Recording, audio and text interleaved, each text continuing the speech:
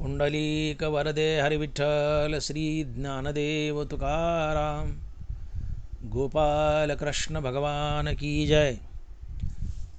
माऊली ज्ञानेश्वर महाराज की जय। जगद्गुरु तुकाराम महाराज की जय। भाग्यवंता हेची काम मापे नाम वैखरी, आनंदाची पुष्टी अंगी श्रोते संगी उद्धरती। पिकले तया खाणे किती पंगतीस सुकाळ, आनंदाची पुष्टी अंगी श्रोते संगी उद्धरती। तुका करी प्रणिपात, तुका करी प्रणिपात दंडवत आचार्य, आनंदाची पुष्टी अंगी श्रोते संगी उद्धरती। प्रस्तुत कीर्तनरूपी सेवेसाठी निवडलेला अभंग जगद्गुरु श्री संत तुकाराम महाराज यांचा चार चरणाचा आणि नामपर प्रकरणातील अभंग आहे। तुकोबाराय म्हणतात, भाग्यवंता हेची काम मापे नाम वैखरी। भाग्यवंता हेची काम मापे नाम वैखरी। भाग्यवंता हेची काम,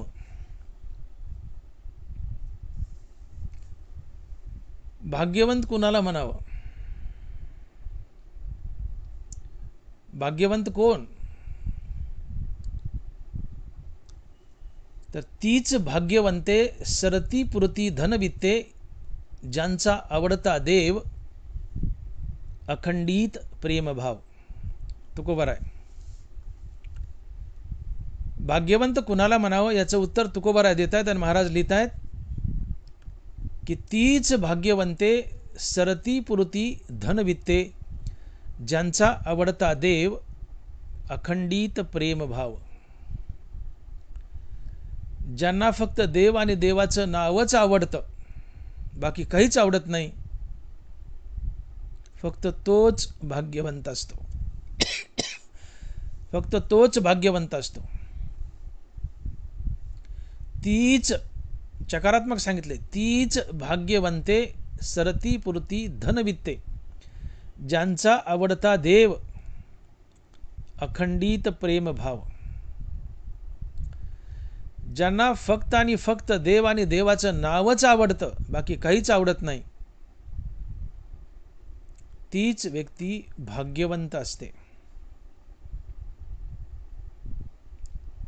आणि अशा भाग्यवंताला काय काम असतं? तर महाराज म्हणतात, मापे नाम वैखरी। मापे नाम वैखरी। तोच भाग्यवंत असतो की ज्याला फक्त देव आणि देवाचं नाव आवडतं, बाकी काही आवडत नाही। अर्थात ज्याला फक्त देव आणि देवाचं नाव आवडतं, फक्त तोच भाग्यवंत असतो। आणि अशा भाग्यवंताला एकच काम असतं, काय? तर तोंडानं देवाचं सारखं नाम घेणं। मापे नाम वैखरी। तुकोबाराच म्हणतात, भाग्यवंत मनोतया शरण गेले पंढरी राया। भाग्यवंत मनोतया शरण गेले पंढरी राया। भाग्यवंत कोण? तर जो पंढरी रायाला पांडुरंगाला शरण गेलाय, तो भाग्यवंत। मग तुम्ही म्हणाल आम्ही सगळे भाग्यवंत आहेत का? तर आम्ही पंढरी रायाला शरण गेलोय। कसे? तर आम्ही पंढरी रायाची पांडुरंगाची वारी करतो, पंढरपूरला जातो, आषाढी कार्तिकी करतो, त्यांचा उपवास करतो। मग आम्ही पंढरी रायाला पांडुरंगाला शरण गेलोय, मग आम्ही भाग्यवंत आहोत। जमतंय का? लाखो लाखो वारकरी आहेत। तुम्ही आम्ही पांडुरंगाला जातो, दर्शन घेतो, वारी करतो, आणि मग तुकोबार आता व्याख्या सांगतायत की भाग्यवंत मनोतया शरण गेले पंढरी राया. भाग्यवंत कुणाला म्हणावं? तर जो पांडुरंगाला शरण गेलाय तो भाग्यवंत. मग या महाराज भूमीतील किंवा इतरही लोक, प्रामुख्याने महाराज भूमीतील लोक सारखं पंढरीला जातात, पांडुरंगाची वारी करतात.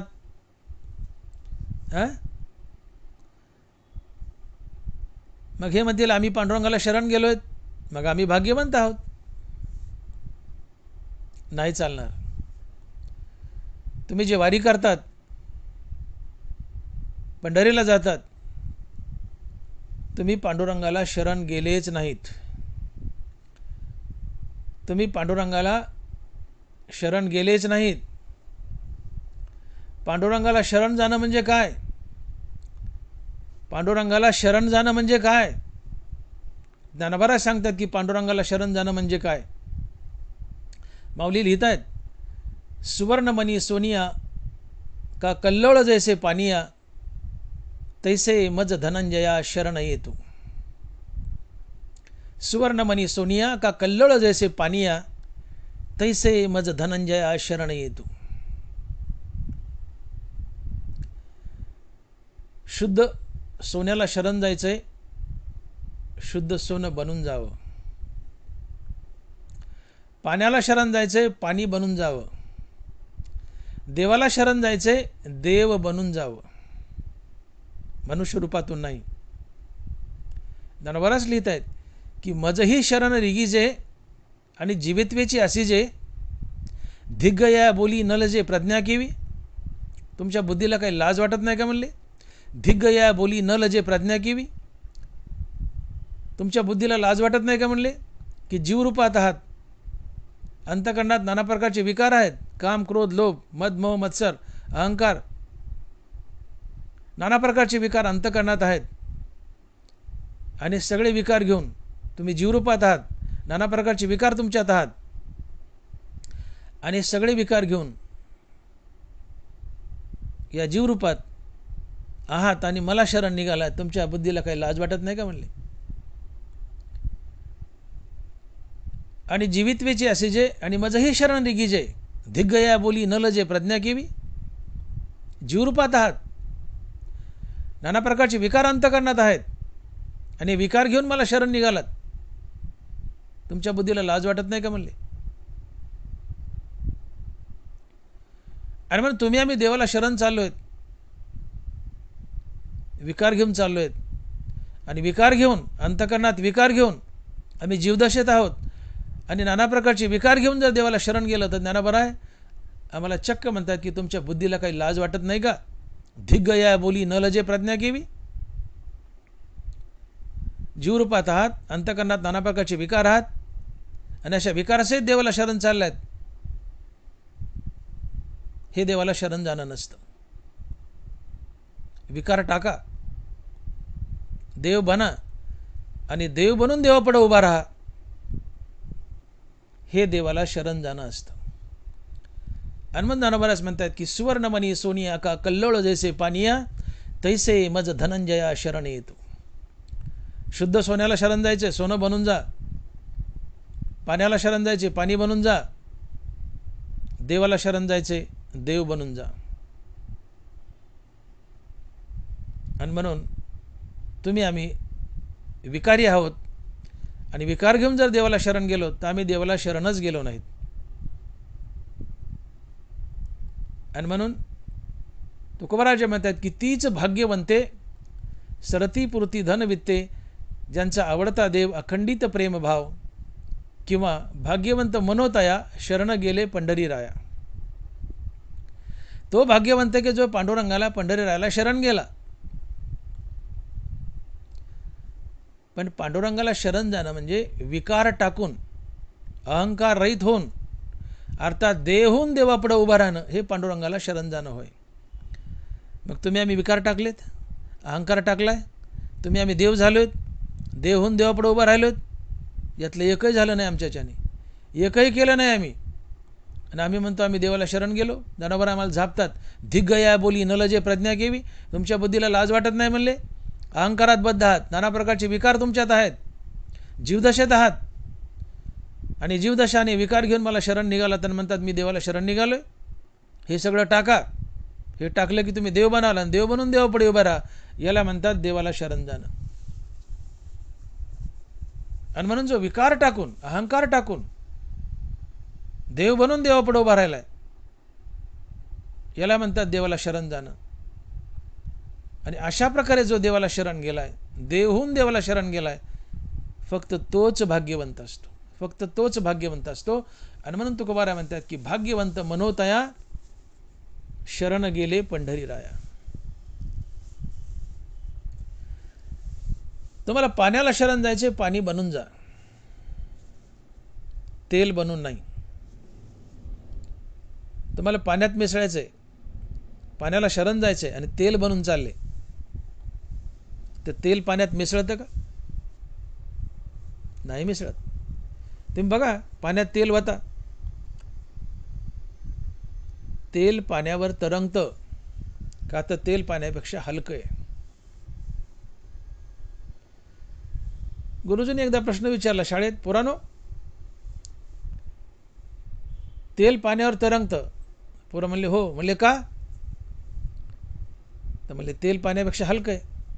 मग म्हणले तेलापेक्षा हलकं काय? पोरं म्हणले भजे. पोरं म्हणले भजे का? तर भजे तेलावर तरंगतात. विनोदाचा भाग सोडा. तुम्ही तेल होऊन जर पाण्याला शरण गेले तर पाण्यात मिसळणार नाहीत, पाण्यावर तरंगाल. पाण्याला शरण जायचे, पाणी बनून जा. देवाला शरण जायचे, देव बनून जा. सोन्याला शरण जायचे, शुद्ध सोन्याला शरण जायचे, शुद्ध सोनं बनून जा. तसं देवाला शरण जायचे, देव बनून शरण जा. ती शरणागती असते. अहंकार टाका. अखंड रामनामानं अहंकार जाळा, काम क्रोधादी विकार जाळा. मी माझं जाळा. अहंकार जाळा, विकार जाळा, देव बना आणि देव बनून देवापुढे उभा राहा. याला म्हणतात देवाला शरण जाणं. आणि असे विकार आणि अहंकार टाकून देव बनून जो देवापुढे उभा राहिलाय, तो पंढरीरायाला शरण गेलाय आणि तो भाग्यवंत असतो. आणि म्हणून तुकोबाराय म्हणतात की भाग्यवंत मनोतया शरण गेले पंढरीराया. अर्थात अहंकार टाकून, विकार टाकून जो देवापुढे उभा राहिलाय, फक्त तोच भाग्यवंत असतो. थोडक्यात, ज्यांनी आपला अहंकार मारलाय, आपले विकार जाळलेत आणि देवापुढे उभा राहिलाय, तोच देवाला शरण गेलाय आणि तोच भाग्यवंत असतो. आणि असा महात्मा संत असतो. असा महात्मा संत असतो. आणि म्हणून फक्त संतच भाग्यवंत असतात. तुम्ही आम्ही नाही. तुम्ही आम्ही नाही. तुम्ही आम्ही अभागे आहोत, अभागे. तुम्ही आम्ही साधारण जीव अभागे आहोत, भाग्यवंत नाही. भाग्यवंत फक्त संत असतात. का? तो जो पांडुरंगाला शरण गेलाय तो भाग्यवंत आहे. तर पांडुरंगाला शरण जाणं म्हणजे काय? अहंकार आणि कामक्रोधादी विकार टाकणं. अहंकार, आसक्ती, कामक्रोधादी विकार, सगळे विकार टाकणं. देव होणं, देव होऊन देवापुढे उभं राहणं म्हणजे पांडुरंगाला शरण जाणं. मग अहंकार आणि बाकी कामक्रोधादी विकार जाळून देवहून देवापुढे उभे राहतात, ते कोण असतात? ते फक्त संत असतात. आणि म्हणून फक्त संतच भाग्यवंत असतात, इतर दुसरं कोणी नाही. आणि अशा संतांना भाग्यवंत म्हटलंय. आणि या भाग्यवंताला अर्थात संताला एकच काम असतंय. एकच काम असतंय. काय? मापे नाम वैखरी. अर्थात भाग्यवंत पुरुष तोंडानं, जिभेनं सारखं सारखं भगवंताचं नामचिंतन करतो. जय जय राम कृष्ण हरी, जय जय राम कृष्ण हरी. आणि म्हणून भाग्यवंत शब्दाची व्याख्या करताना भाग्यवंत शब्दाचा सरळ अर्थ होतो संत. आणि संतांना एकच काम असतंय की तोंडानं सारखं सारखं विठ्ठलाचं नाम घेणं. हनुमान महाराज म्हणतात की भाग्यवंत भाग्यवंता हेची काम मापे नाम वैखरी.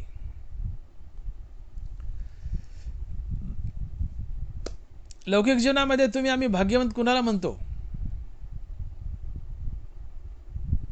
ज्याच्याजवळ गडगंज पैसा आहे, ज्याच्याजवळ गडगंज धन आहे. तुकोबारायन त्याचा फडशा पाडला धनाचा. तुका म्हणे धन भाग्य अशाश्वत जाण. तुका म्हणे धन भाग्य अशाश्वत जाण. लौकिक जीवनात आम्ही भाग्यवान कुणाला म्हणतो? ज्याच्याजवळ भरपूर धन आहे. महाराज म्हणाले तुका म्हणे धन भाग्य अशाश्वत जाण. धनवानाला आम्ही भाग्यवान म्हणतो, पण महाराज म्हणतात ते भाग्य अशाश्वत आहे, कायमचं टिकणारं नाही, नाशिवंत आहे.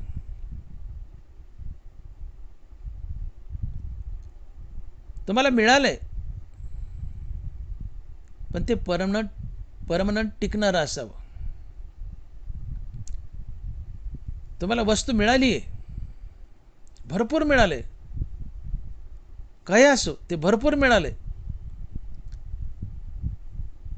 परंतु ते अविनाशी असावं,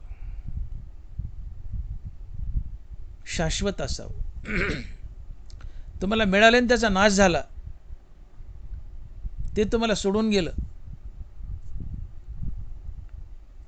तर तुम्हाला भाग्यवंत कसं म्हणता येईल? ठीक आहे, लौकिक जीवनामध्ये भाग्यवंताची आपण व्याख्या अशीच करतो. एखाद्याला प्रारब्ध अनुकूल झालंय, भरपूर पैसा मिळतोय, धन दौलत मिळतंय, प्रत्येक गोष्ट अनुकूल आहे. मातीला हात लावला सोनं होतंय, जिथं पाय ठेवील तिथं विजयच विजय. भाग्य अनुकूल आहे. प्रत्येक ठिकाणी तुम्ही विजय होत आहेत. धन दौलत पैसा गडगंज मिळतंय, जे मिळतंय ते भरपूर मिळतंय, पण मिळालेलं शाश्वत आहे का? मिळालेलं शाश्वत आहे का? मिळालेलं अविनाशी आहे का? जे मिळाले त्याचा नाश होत असेल तर तुम्ही भाग्यवान कसे?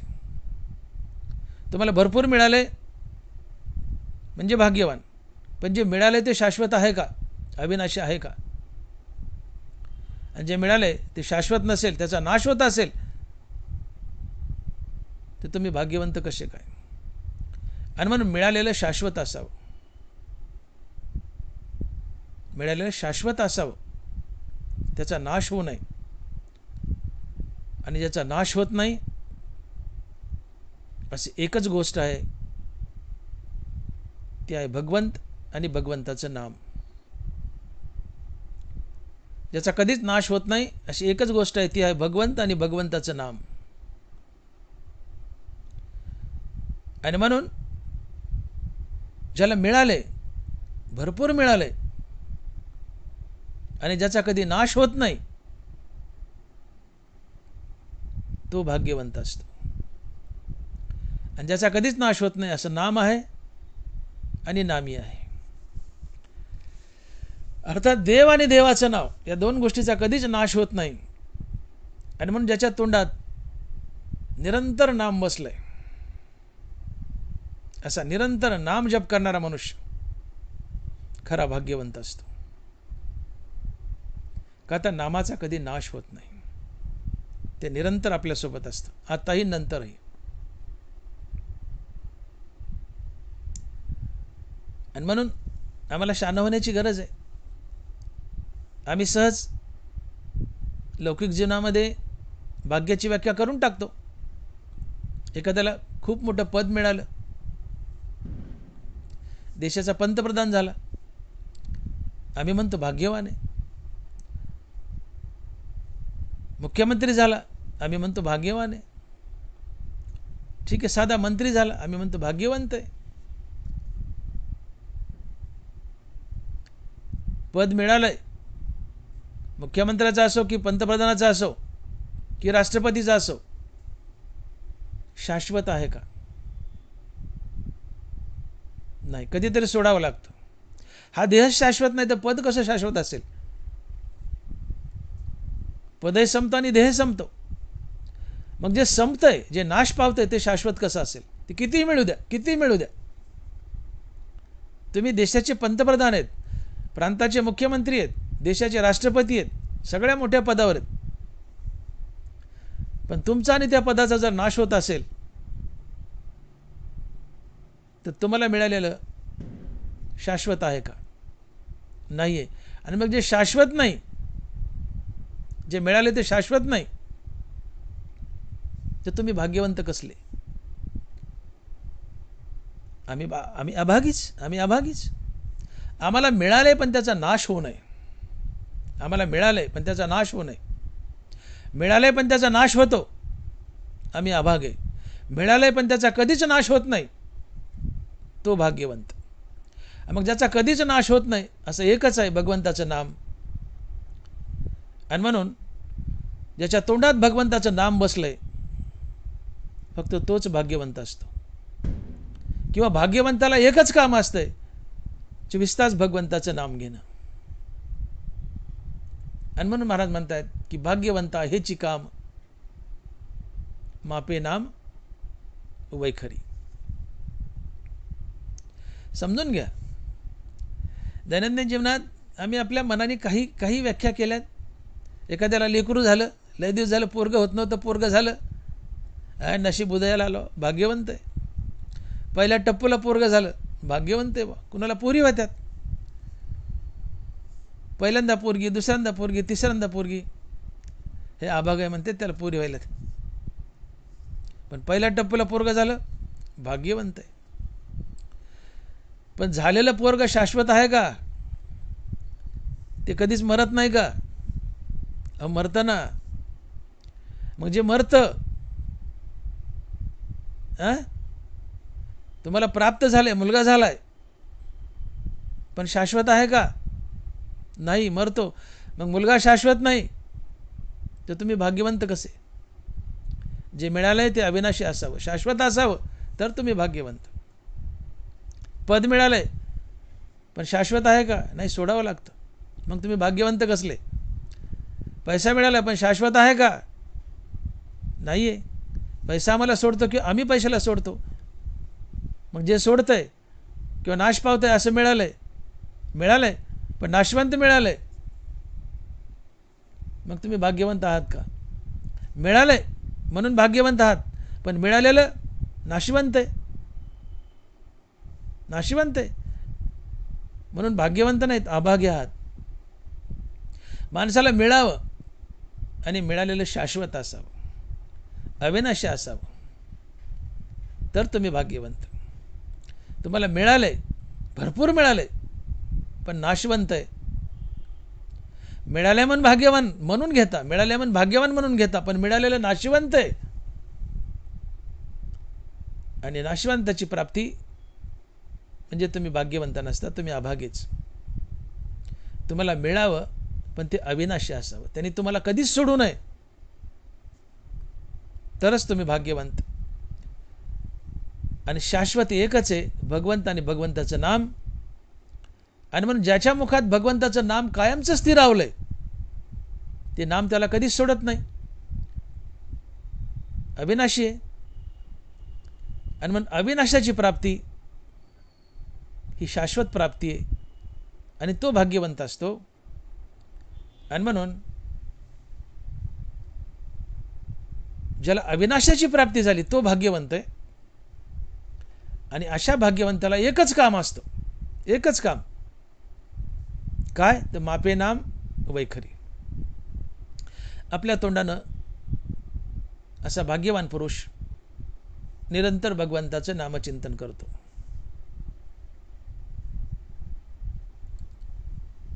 मग गंमत अशी आहे की निरंतर नामचिंतन करणारा मनुष्य तोही मनुष्य आहे, निरंतर नामचिंतन न करणारी माणसं आम्ही माणसंच आहोत. मग तो निरंतर भगवंताचं नाम करतोय, त्याच्या तोंडात नित्य देवाचं नाव येते, मग आमच्या तोंडात देवाचं नित्य नाव का येत नाही? तर आम्ही पापी आहोत, आम्ही पापी आहोत, म्हणून देवाचं निरंतर नाम आमच्या तोंडात येत नाही. देवाचं निरंतर नाम तोंडात येण्यासाठी पदरी गडगंज पुण्याई लागते. आणि म्हणून तुकोबाराय ग्वाही देत आहेत की धन्य मी मानीन आपुले संचित, राहिलीसे प्रीत तुझे नामी. धन्य मी मानीन आपुले संचित, राहिलीसे प्रीत तुझे नामी. देवा तुझ्या नामाची मला गोडी लागली आहे. यावरून मी अनुमान काढतो की माझं संचित धन्य चांगलं आहे. संचित म्हणजे आपल्या पदरी असलेलं पुण्य. धन्य मी मानीन आपले संचित, धन्यता संचिताला आहे.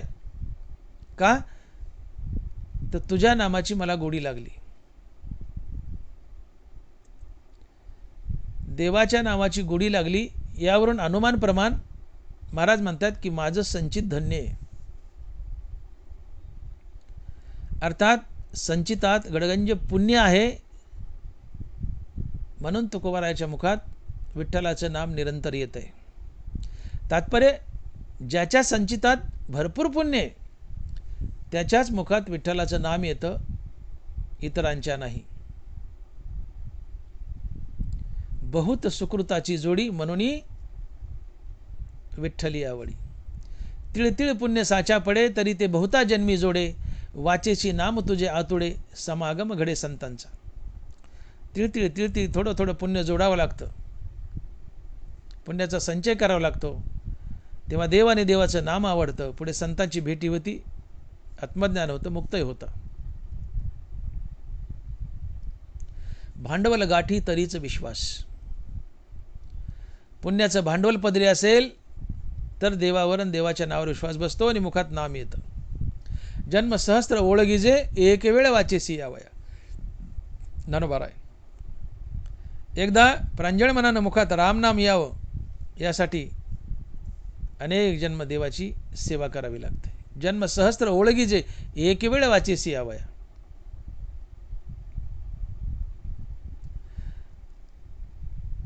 उद्धवानं भागवतामध्ये भगवान श्रीकृष्णाला प्रश्न विचारलाय की देवा तुझी भक्ती एवढी सोपी तर सगळे तुझी भक्ती का करत नाहीत. देवानं उत्तर दिलंय भगवान कृष्णानं. उद्धव म्हणतो ऐसी तुझी सुलभ भक्ती तरी आगवेची भक्ती का न करीती. देव म्हणे भाग्याविन माझी भक्ती न घडे निश्चिती उद्धवा. देवा तुझी भक्ती एवढी सोपी तर सगळे तुझी भक्ती का करत नाहीत. देवाने लगेच उत्तर दिले त्याच उभीत. देव म्हणे भाग्याविन माझी भक्ती न घडे निश्चिती उद्धवा. उद्धव माझी भक्ती सोपी रे. कृष्ण बोलतात उद्धवा माझी भक्ती सोपी रे, पण ती फक्त भाग्यवानालाच घडते. आणि म्हणून पहिल्या चरणात महाराज म्हणतात की भाग्यवंता हेची काम मापे नाम वैखरी. काय प्रश्न केला उद्धवानी. देवा तुझी भक्ती एवढी सोपी तर सगळे तुझी भक्ती का करत नाहीत, तुझं नाम सगळे का घेत नाहीत. देव म्हणे भाग्याविन माझी भक्ती न घडे निश्चिती उद्धवा. भाग्य असेल तरच माझी भक्ती घडते, अन्यथा नाही. आणि भाग्य पुण्यानं घडतं, गत जन्मातील संचितानं घडतं. आणि म्हणून धन्य मी मानीला आपुले संचित, राहिलीसे प्रीत तुझे नामी. तुकोबाराय म्हणतात तुझ्या नामाची मला गोडी लागली आहे, तुझ्या नामात मला प्रीती आहे, पण याचं सगळं श्रेय देवा मी माझ्या संचिताला देईल. का तर माझ्या संचितात गडगंज पुण्य आहे आणि त्या पुण्याच्या बळावर मला तुझ्या नामाची गोडी लागली, म्हणून माझं संचित धन्य आहे. अर्थात संचितात पदरी गडगंज पुण्य असल्याशिवाय देवाच्या नावाची आवड निर्माण होत नाही. हे एक कारण. देवाच्या नावाची आवड निर्माण होण्यासाठी पहिलं कारण आपल्या संचितामध्ये गडगंज पुण्य असावं लागतं, एक कारण. आणि दुसरं कारण जोपर्यंत तुमच्या जीवनात वैराग्य नाही तोपर्यंत तुम्हाला हरिनामाची आवड निर्माण होत नाही. ही दोन कारण आहेत. पहिलं कारण हरिनामाची आवड निर्माण होण्यासाठी दोन कारण आहेत. पहिलं कारण तुमच्या पदरी गडगंज पुण्य असावं लागतं, म्हणजे तुम्हाला हरिनामाची आवड निर्माण होते आणि तुम्ही सातत्याने हरिनाम घेता. आणि दुसरं कारण तुम्हाला वैराग्याची प्राप्ती व्हावी लागते, तेव्हा तुम्हाला हरिनामाची आवड निर्माण होते आणि तुम्ही देवाचे निरंतर नाम घेता. तुकोबाराय साक्ष देत आहेत. संत चरण रज लागता सहज, वासनेचे बीज जळूनी जाय, मग रामनामे उपजे आवडी, सुख घडोघडी वाढू लागे. वासनेचे बीज जळूनी जाय. वासनेचं बीज जळणं म्हणजे निरीच्छ होणं, इच्छा मरणं. वासना मरणं, वासना म्हणजेच इच्छा, बळावलेल्या इच्छा म्हणजे वासना. वासना मेली म्हणजेच इच्छा मेल्या. इच्छा मेल्या म्हणजे निरीच्छ झाले. निरीच्छ होणं म्हणजे वैराग्य. मग वासनेचे बीज जळूनी जाय, तर वासनेचं बीज जळालं अर्थात निरीच्छ झाले, इच्छा मेल्या म्हणजेच वैराग्य. मग वासना जळाली अर्थात जीवनात वैराग्य आलं, मग रामनामे उपजे आवडी.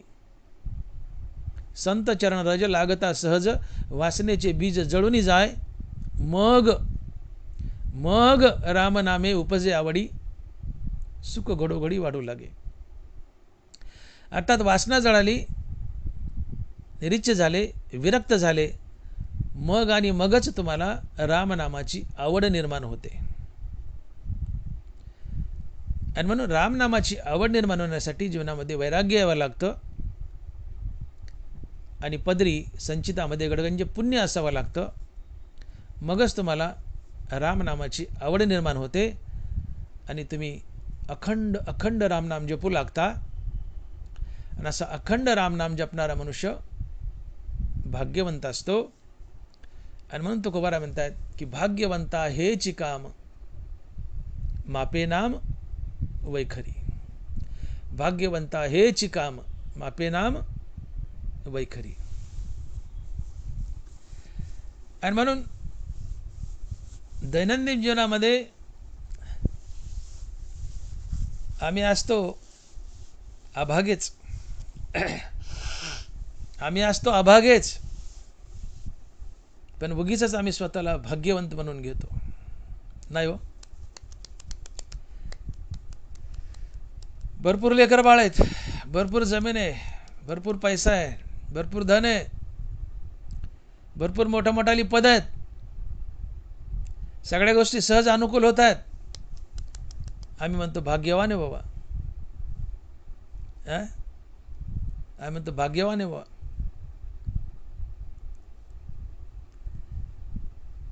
पण जे मिळाले, भरपूर मिळाले, पण जे मिळाले ते शाश्वत आहे का?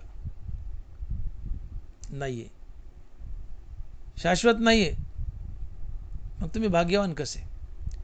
मिळाले, भरपूर मिळाले, पण मिळालेलं शाश्वत असावं तरच तुम्ही भाग्यवान. मिळाले आणि तुम्हाला सोडून गेले किंवा तुम्ही त्याला सोडले, तुम्ही भाग्यवान कसले हो? तुम्ही अभागेच. आणि मग महाराज खडकावून म्हणाले की तू का म्हणे धन भाग्य अशाश्वत जाण. अशाश्वत भाग्य म्हणजे अभागेच. अभागेच, कपाळ करंटेच. कपाळ करंटेच. सोडून जाते म्हणजे कपाळ करंटेच की. आणि म्हणून भाग्य घडवा. भाग्य घडवा. भाग्य म्हणजे नशीब. भाग्य घडवा. कसं घडेल भाग्य? श्री संत विसोबा घेचर एका अभंगातून सांगतायत की भाग्य कसं घडावं. महाराज म्हणतायत जैसे असेल आचरण, घडले असेल पाप पुण्य, तैसे सानुकूल होतील कर्म, मान अपमान जन करीती. जैसे असेल आचरण, घडले असेल पाप पुण्य. गतजन्मातील पाप पुण्याची बेरीज म्हणजेच भाग्य, म्हणजेच नशीब. गतजन्मातील पुण्य गडगंज, भाग्य उत्तम आहे. गडगंज गतजन्मात पाप गडगंज, पुण्य कमी, तुम्ही अभागे. तुमच्या संचितामध्ये गतजन्मात गडगंज पुण्य असावं. पाप थोडंसंच पण गडगंज पुण्य आहे. लौकिकदृष्ट्या तुम्ही भाग्यवंत असता. गडगंज पुण्य असावं, पाप थोडंसं. लौकिकदृष्ट्या तुम्ही भाग्यवंत असता. आणि गडगंज पाप आहे आणि उगं थोडंसं पुण्य आहे, लौकिकदृष्ट्या तुम्ही अभागे असता. ज्ञानोबा बोलतात 7व्या अध्यायात की चेतनेचा चक्षु इंद्रिय देशीचा अध्यक्षु देहास्तमानी वृक्षु संकल्प विहंगाचा. ज्यावेळेस मनुष्य मरत असतो त्यावेळेस माणसाने त्याच्या जन्मात केलेली सगळी बरी वाईट कर्म, सगळी पाप पुण्य येऊन त्याच्या जीवात्म्यावर बसतात. आणि हा जीवात्मा या सर्व पाप पुण्यासहित बऱ्या वाईट कर्मासहित पुढच्या प्रवासाला निघतो. आणि पुढं जिथं जेव्हा त्याला जसा देह मिळेल किंवा जेव्हा पुन्हा सेकंड टाईम मनुष्य जन्म मिळेल तिथे पुढच्या जन्मात त्याला या सगळ्या पाप पुण्याचा हिशोब द्यावा लागतो. याला नशीब म्हणतात. चेतनेचा चक्षु इंद्रिय देशीचा अध्यक्षु देहास्तमानी वृक्षु संकल्प विहंगाचा. संध्याकाळच्या वेळेला एका मोठ्या झाडावर पक्षी येऊन बसतात. आपण लहानपणी त्याला म्हणायचो कावळ्याची शाळा भरली, कावळ्याची शाळा भरली, कावळ्याची शाळा भरली, आहे ना. दिवस मावळायला चालला किंवा मावळलाय सगळे पक्षी मोठ्या झाडावर येऊन बसतात. रूपक केलं ज्ञानोबराने. चेतनेचा चक्षु इंद्रिय देशीचा अध्यक्षु देहास्तमानी वृक्षु संकल्प विहंगाचा. विहंग म्हणजे पक्षी, देहास्तमान म्हणजे मरण. हा जीवाकडे बोट केले. हा चेतनेचा चक्षु इंद्रिय देशीचा अध्यक्षु. हा जीवात्मा पुढच्या प्रवासाला निघालाय. तर जसं सायंकाळ झाल्यानंतर सगळे पक्षी एका झाडावर येऊन बसतात तसं मरण समय सगळी बरे वाईट कर्म पाप पुण्य या जीवात्म्यावर येऊन बसतात. आणि या जीवात्मा या सर्व पाप पुण्यासहित बऱ्या वाईट कर्मासहित पुढच्या प्रवासाला निघतो. आणि जेव्हा कधी मनुष्य जन्म मिळेल ते या सगळ्या पाप पुण्याचा भोग द्यावा लागतो किंवा या पाप पुण्याची बेरीज म्हणजे पुढच्या जन्मातलं नशीब असतं. आणि मग या जन्मात जर तुम्ही गडगंज पापी आहेत, ते पाप घेऊन हा जीवात्मा पाप घेऊन पुढच्या प्रवासाला जाईल. पुढच्या जन्मात या पापामुळं तुम्ही अभागी असाल, तुमचं नशीब घडणार नाही. मागच्या जन्मातलं पुण्य घेऊन आला असला जीवात्मा तर या जन्मात भाग्य लाभेल. आणि या भाग्याच्या बळावर तुम्हाला लौकिकात संपत्ती लाभेल, पदही लाभतील आणि मुखात भगवंताचं नाम येईल. पण गतजन्मातले पापीत आणि जीवात्मा ते पापच घेऊन आलाय तर या जन्मात तुम्ही अभागे असाल, तुम्हाला भाग्य लाभणार नाही, तुम्हाला संपत्ती मिळणार नाही आणि देवाचं नावही तोंडात येणार नाही. तुम्ही अभागे असाल. करंटे कपाळ ज्याचे नाम न येवाचे. करंट कपाळ आहे, नाम तोंडाला येत नाही. मागच्या जन्मात आलं नाही, याही जन्मात येत नाही. पदरी पाप आहे. तुका म्हणे नाड पाप टाके हिताड. आणि मग सत्कर्म करा, पुण्यकर्म करा, पुण्याचा संचय करा. हे पुण्य याही जन्मी कामात येईल, पुढच्या जन्मी कामात येईल, भगवंताचं नाम मुखात येईल. आणि भगवंताचं नाम मुखात आलं की पुन्हा पुण्याचा संचय. विठ्ठल म्हणता हरले पाप पदरी आले पुण्यमाप. विठ्ठलाच्या नामानं पाप कटत जातील, पुन्हा पुन्हा पुन्हा पुन्हा पदरी पुण्य येईल. हरिमुखी म्हणा हरिमुखी म्हणा पुण्याची गणना कोण करी. भगवंताच्या नामानं पाप कटतील आणि पुन्हा पुन्हा पुन्हा पुन्हा गडगंज पुण्य पदरी येईल. तुम्ही पुण्यवान बनाल, पुण्यवंत बनाल. आणि या पुण्यानं मग तुम्हाला भगवंताच्या नामाची हळूहळू हळूहळू अवीट गोडी लागेल. आणि भगवंताचं नाम मुखात एकदा स्थिरावलं की राम म्हणता काम क्रोधाचे दहन होय अभिमान देशोधडी. काम क्रोधादी विकार जातात रामनामानं. रामनामानं अहंकारही मरतो. रामनामानं हळूहळू तुम्ही निर्विकारी बनता. आणि निर्विकारी बनणं म्हणजे देव बनणं, आणि देव बनून देवापुढे उभं राहता, आणि देव बनून देवापुढे उभं राहणं म्हणजे पंढरीरायाला शरण जाणं. आणि निर्विकारी होऊन जो पंढरीरायाला शरण जातो तो भाग्यवंत असतो. हनुमंत तुकोबाराय म्हणतात की भाग्यवंत मनोतया शरण गेले पंढरीराया. पंढरीरायाला शरण गेले पण विकार घेऊन नाही. तुकोबाराय म्हणले काम क्रोध लोभ घेऊन या संगे परमार्थासी निघे तोची मूर्ख. काम क्रोध लोभ घेऊन या संगे परमार्थासी निघे तोची मूर्ख. अहंकार काम क्रोध लोभ मद मोह मत्सर सोबत घेतल्याने परमार्थाला निघालेत, वारीला निघालेत, पंढरपूरला निघालेत, दिंडीला निघाले. तुकोबाराय म्हणतात तू मूर्ख आहेस.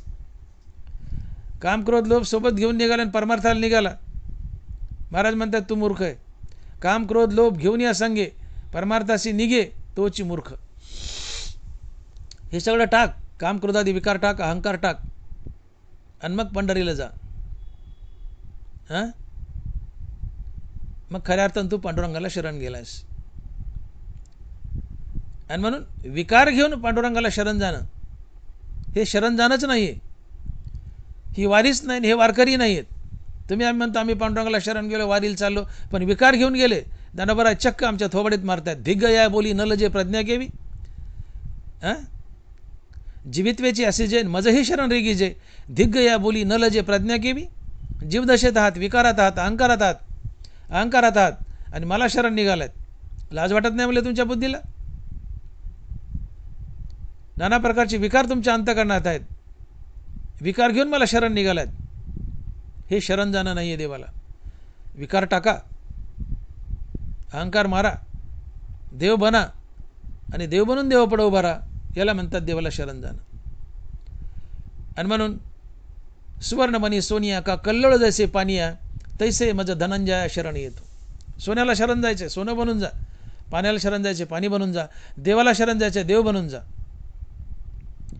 असं निर्विकारी होऊन निरहंकारी होऊन देवापुढे उभं राहणं, अर्थात देव होऊन देवापुढे उभं राहणं म्हणजे देवाला शरण जाणं. आणि अशा प्रकारे जो देवाला शरण जातो तो भाग्यवंत असतो. आणि अशा भाग्यवंताला संत म्हणतात. आणि म्हणून फक्त संतच भाग्यवंत आहेत का? ते निर्विकारी आहेत, निरहंकारी आहेत. म्हणून या जगतात निर्विकारी निरहंकारी फक्त संत आहेत. आणि संतालाच भाग्यवंत म्हणतात. संतालाच भगवंतावर अखंडित प्रेम असते, संतालाच अखंडित देव आवडतो. म्हणून संत भाग्यवंत आहात, संत भाग्यवंत आहेत. आणि अशा संतांना अर्थात भाग्यवंताला एकच काम आहे, काय तर मापे नाम वैखरी. लोकांना सातत्यानं पांडुरंगाचं नाम घेणं हाच एक छंद आहे.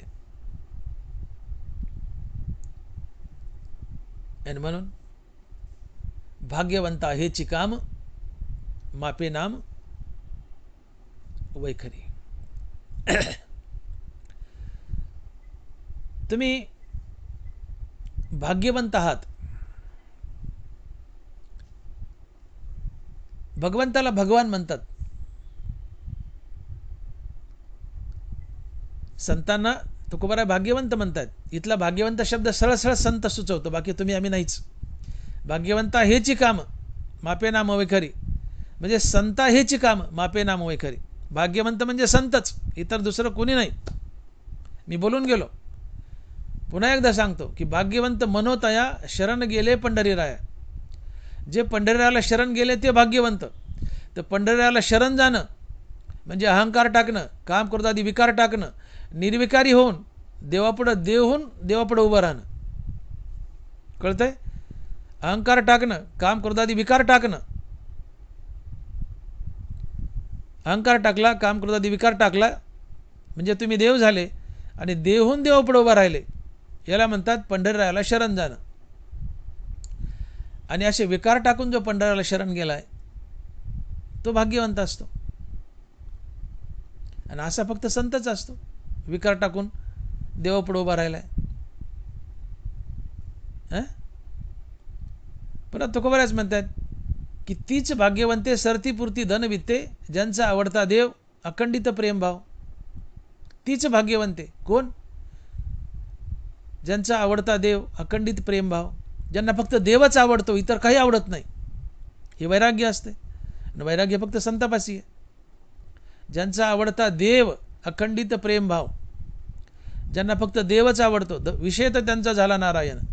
नावडे धनजन मातापिता. धनजन मातापिता काही आवडत नाही, फक्त नारायण आवडतो. ज्यांचा आवडता देव, ज्यांना फक्त देवच आवडतो, बाकी काही आवडत नाही, हे वैराग्य असते. आणि ज्याच्याजवळ वैराग्य तो भाग्यवंत आहे. तीच भाग्यवंत आहे. कोण? ज्यांचा आवडता देव. ज्यांचा आवडता देव म्हणजे विरक्ती, म्हणजे ज्याच्याजवळ विरक्ती आहे तोच भाग्यवंत. ज्याचा भगवंतावर अखंडित प्रेम भाव आहे तोच भाग्यवंत आहे. म्हणजे वैराग्य आहे. देवाबद्दल अखंडित प्रेम भाव, कशावरच प्रेम नाही, फक्त देवावर प्रेम आहे. काही आवडत नाही, फक्त देवच आवडतो, हे वैराग्य आहे. आणि असा वैराग्यवान पुरुष भाग्यवंत असतो. आणि वैराग्यवान पुरुष संत असतो. मग संत म्हणजे भाग्यवंत, भाग्यवंत म्हणजे संत. मग अशा संतांना किंवा अशा भाग्यवंतांना एकच काम असते, काय? तर मापे नाम वैखरी. आणि म्हणून तुम्ही आम्ही भाग्यवंत नाही आहेत, स्वतःला भाग्यवंत म्हणून घेऊ नका. दोन्ही बाबतीत, एकतर आम्ही विकार टाकून देवाला शरण गेलो नाहीत म्हणूनही भाग्यवंत नाहीत. पहिली गोष्ट, विकार टाकून देवाला शरण गेलो नाहीत म्हणूनही भाग्यवंत नाहीत. आणि दुसरी गोष्ट, जे आम्हाला मिळतंय संसारात, भरपूर मिळतंय, पण मिळतंय ते नाशिवंत आहे. आणि नाशिवंताची प्राप्ती हे भाग्य नसते, ते अभागच असते. अभागीच असता तुम्ही. मिळालंय पण नाशिवंत आहे, काय कामाचं आहे? तुम्ही अभागेच. आणि म्हणून मिळालंय पण नाशिवंत मिळालंय, तुम्ही अभागे. देवाला शरण गेलायत पण विकार घेऊन गेलायत, तुम्ही अभागेच.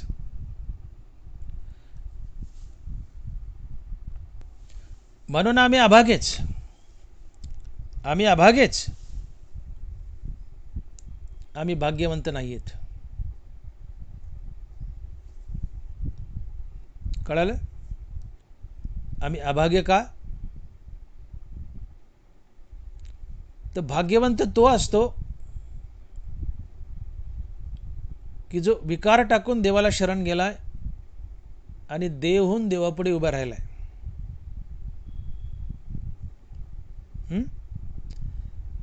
ज्यांनी विकार टाकले, देव झाला आणि देवहून देवापुढे उभा राहिलाय, तो देवाला शरण गेलाय. आणि जो देवाला शरण गेलाय तो भाग्यवंत असतो. आम्ही विकार टाकले नाही, विकार घेऊन देवाला शरण गेलोत, म्हणून आमचं देवाला शरण जाणंच नाहीये, म्हणून आम्ही भाग्यवंत नाहीत, अभागे आहोत. एक कारण. दुसरं, ज्या व्यक्तीला अविनाशाची प्राप्ती झाली ते आहे हरिनाम. आणि अविनाशाची प्राप्ती हे भाग्य असते. आम्हालाही प्राप्त झालंय पण नाशिवंत, आणि नाशिवंताची प्राप्ती हे भाग्य नाही, ते अभाग्य असते. आणि मग या दोन्ही कारणामुळे आम्ही अभाग्य आहोत. आम्ही संसारी जीव अभाग्य आहोत.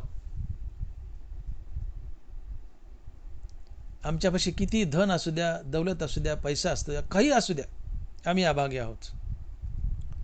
तुकोबारांनी एका वाक्यात फडशा पाडलाय, धन मिळविले कोटी, संगे नयरे लंगोटी. धन मिळविले कोटी, संगे नयरे लंगोटी. तुम्ही धन मिळवता आणि स्वतःला भाग्यवान समजतात. तुकोबाराय म्हणले, धन मिळविले कोटी, संगे नयरे लंगोटी. तुझ्या कमराचा करदोडाही कापून घेतात, तुझी लंगोटी जळून जाते. लंगोटीन कमराचा करदोडाही सोबत येत नाही, तोही जळून जातो. धन मिळवले कोटी, संगे नयरे लंगोटी. एक उर्दू शायर म्हणतो, ऐ इंसान, चाहे जितने भी जमा कर ले तू रुपयों के मोती. ऐ इंसान, चाहे जितने भी जमा कर ले तू रुपयों के मोती, मगर इतना याद रख, कफन को कोई जेब नहीं होती, कफन को कोई झेब नाही होती. अरे माणसा मला तू किती कमाव, पण मेल्यानंतर ज्या कफनात तुला गुंडाळायचंय, तुला सोबत काही नेण्यासाठी त्या कफनाला खिसा नसतो, हे तू विसरू नको. इंसान चाहे जितने भी जमा कर ले तू रुपयों के मोती, मगर इतना याद रख, कफन को कोई जेब नहीं होती, कफन को कोई जेब नहीं होती. किती कमाव, कोणत्याही पदावर जा, किती भ्रष्टाचार कर, किती लोकांचे मुंडके मोड, हरामखोरीने किती घरात धन आण, पण मेल्यानंतर तुला ज्या कफनरूपी वस्त्रात गुंडाळायचंय, तुला सोबत नेण्यासाठी त्या कफनाला खिसा नसतो, याची आठवण राहू दे. कफन को कोई जेब नहीं होती, धन मिळवेले कोटी, संगे नये रे लंगोटी. कमराचा करदोडा कापून घेतात, लंगोटी जळून जाते. दुसऱ्या दिवशी माणसं हाडकं चिवडीतात, पाणी वतू आणि रडतात, हा टीबिया, फलाने साहेब हे टीबिया होते, बिस्ताने साहेब हे फिमर होते, आमचे साहेब ह्युमरस होते, आमचे साहेब स्कल होते, आमचे साहेब व्हर्टिब्रा होते, आमचे साहेब रेडियस होते, आमचे साहेब आलना होते. ही सगळी हाडाची नावं आहेत. जे हाडं गोळा करतो ना आपण सावडायला गेलो दुसऱ्या दिवशी, पाणी वतू पोळत असते चरा, ते हाडाचं नाव घेऊ रडतात. आमचे साहेब टिबिया होते, आमचे साहेब फिबुला होते, आमचे साहेब फिमर होते, आमचे साहेब ह्युमरस होते, आमचे साहेब रेडियस आलना होते. अहो तीच परिस्थिती नाही तर काय. जाळल्यानंतर मेल्यावर हाडकं राहतात नुसते. ते हाडकं हातात घेऊन वाटतं की हे हाडकं म्हणजेच आमचे काल मेलेले साहेब होते का हो, हे हाडकं म्हणजेच आमचे साहेब होते का हो. धन मिळवेले कोटी, संगे नये रे लंगोटी. विपाहे आगी पडे तरी भस्म होनी उडे, का झाले श्वाना वर पडे तरी ते विष्टा.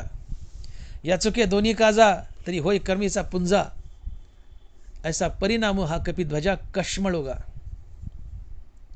मनुष्य मेला आणि त्याला अग्नी मिळाली नाही तर त्याला कुत्रे खातात, त्याची मुठभर विष्ठा होते. विपाहे आगी पडे तरी भस्म होनी उडे, का झाले श्वाना वर पडे तरी ते विष्ठा. या चुके दोन्ही काजा तरी होय क्रमीचा पुंजा, हा परिणाम कपिध्वजा कश्मळोगा. मनुष्य मेला त्याला अग्नी मिळाली नाही, कुत्र्याने खाल्ला त्याची मुठभर विष्ठा होते. कुत्र्यांना नाही खाल्लं तसंच पडलं तर ते सडतं, त्याच्यात आळ्या होतात, बुजबुज होय क्रमीचा पुंजा, त्यात आळ्या होतात. किंवा त्याला जाळ असतं, त्याची मुठभर राख होते.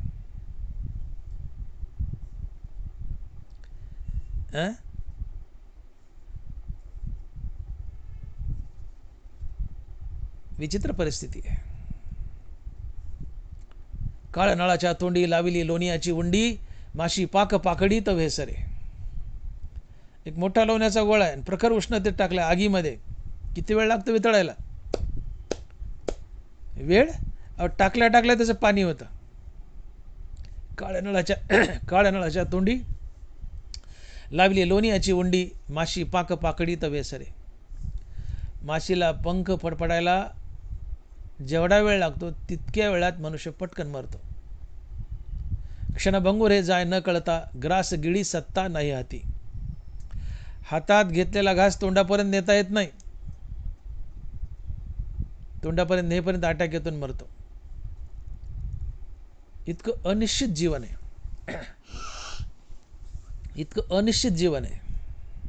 आणि तुम्ही स्वतःला भाग्यवंत म्हणता? अरे मेले त्याच्यात आळ्या पडतात, अग्नी नाही मिळाली तर. मेले त्याला कुत्रे खातात, त्याची संडास होते, विष्ठा होते, अग्नी नाही मिळाली तर. आणि मिळालीच अग्नी तर मुठभर राख होते. माशीला पंख फडफडायला कमी वेळ लागतो, इतक्या कमी वेळात मनुष्य मरतो. या देहाची ही दशा आहे. आणि तुम्ही स्वतःला भाग्यवंत म्हणता? धन मिळवलंय, तो शायर म्हटला, बोलून दाखवलं मी आता, ए इंसान चाहे जितने भी जमा कर ले तो रुपयों के मोती, मगर इतना याद रख कफन को कोई जेब नहीं होती, कफन को कोई जेब नाही होती. कफनाला खिसा नसतं रे बाबा, तुला काही सोबत न्यावं असं वाटलं तर त्याला खिसा नसतो, सगळं इथं राहतं. कमराची लंगोटीन करदोडाही जळून जातो किंवा ते करदोडा कापून घेतात.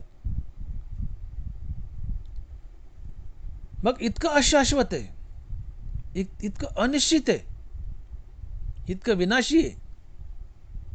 तुम्ही आणि तुमच्या बाजूला असलेलं धन द्रव्य जे काय असेल तुमच्यासोबत आली, इतकं अशाश्वत, तरी तुम्ही स्वतःला भाग्यवान म्हणता. मुलगा झाला भाग्यवान आहे, मी बोलून गेलो, पहिल्या टप्पूला पोरग झालं भाग्यवान आहे. हां, प्रमोशन मिळालं भाग्यवान आहे बाबा, पगार वाढला भाग्यवान आहे बाबा, हां, मोठी गाडी घेतली भाग्यवान आहे बाबा. अरे पण त्या गाडीच्या टपावर तुझी अंत्ययात्रा काढते, तू कसला भाग्यवान? त्या शेवटच्या क्षणावर नजर फेक ना, तू भाग्यवान आहेस का काय तुला कळेल. आणि म्हणे का या भ्रमात या पामळीत राहू नका की धन द्रव्य मुलं बाळ पैसा अदला बायका पोरं शेतीबाडी हे गडगंज मिळणं म्हणजे भाग्य नाही. हे किती मिळू द्या, पण मिळालेलं जर नाशवंत असेल तर तुम्ही अभागेच. मिळालेलं शाश्वत असावं, मिळालेलं अविनाशी असावं. आणि अविनाशी जगात एकच आहे, राम आणि रामाचं नाव. आणि म्हणून नथिंग इज परमनंट, या सृष्टीमध्ये nothing is permanent accept Sant and भगवंत. Nothing is permanent accept Sant and भगवंत. या जगात दोनच गोष्टी परमनंट आहेत, या जगात दोनच गोष्टी परमनंट आहेत, एक संत आणि दुसरा भगवंत. आणि भगवंताला जोडून भगवंताचं नाम. म्हणून तुम्हाला मिळालंय आणि मिळालेलं अविनाशी आहे, असं एकच आहे भगवंत आणि भगवंताचं नाम. आणि म्हणून मिळालंय पण अविनाशी मिळालंय, जे तुम्हाला कधीच सोडत नाही. आशाची प्राप्ती म्हणजे भाग्य उदयाला येणं, आणि तुम्ही खरे भाग्यवंत. आणि अशा भाग्यवंताला एकच काम असतंय की मुखानं अहोरात्र देवाचं नाव घेणं. जय जय राम कृष्ण हरी, जय जय राम कृष्ण हरी, मापे नाम वैखरी. भाग्यवंता हेची काम मापे नाम वैखरी. तो भाग्यवंत सातत्यानं मुखानं रामनाम जपतो. मापे नाम वैखरी म्हणजे मुखानं सातत्यानं रामनाम जपतो. का बरं? मुखानं सातत्यानं का रामनाम जपतो? मुखानं सातत्यानं राम जपल्यानं तो रामच होतो आणि मुक्त होतो. जन्म मनाच्या फेऱ्यातून बाहेर पडतो, किंवा इच्छा झाली तर मुक्तीवर भजनयुक्त बनतो आणि संतही बनतो. दोन पर्याय असतात, एक तर सायुज्यात विलीन व्हा किंवा मुक्तीवर भजनयुक्त होऊन संत व्हा. दोन्हीपैकी कुठलाही होऊ शकतो. मापे नाम वैखरी, अखंड नामचिंतनानं अखंड नामस्मरणानं तुम्ही संत बनता, मुक्त होता. हा पहिला फायदा, मापे नाम वैखरी. अर्थात मुखानं अखंड नामस्मरण केल्यानं तुम्ही मृत्यूवर विजय मिळवता. भाग्यवंत काय वेडा आहे का? सारखं मापे नाम वैखरी, भाग्यवंत सारखं विठ्ठलाचं नाव घेतोय मुखानं, का वेडा आहे का तो? त्यात त्याचा पहिला फायदा आहे, तो मृत्यूवर विजय मिळवतो, मुक्त होतो म्हणजे मृत्यूवर विजय मिळवतो. आणि ज्याने मृत्यूवर विजय मिळवला त्याचं जीवन सफल होतं. तुम्ही नाना प्रकारच्या कुस्त्या आपल्या जीवनात जिंकल्यात, पण तुम्हाला यमासोबतची कुस्ती जिंकता यावी. आणि यमासोबतची कुस्ती आहे मृत्यूवर विजय मिळवणं. यमासोबतची कुस्ती आहे मृत्यूवर विजय मिळवणं.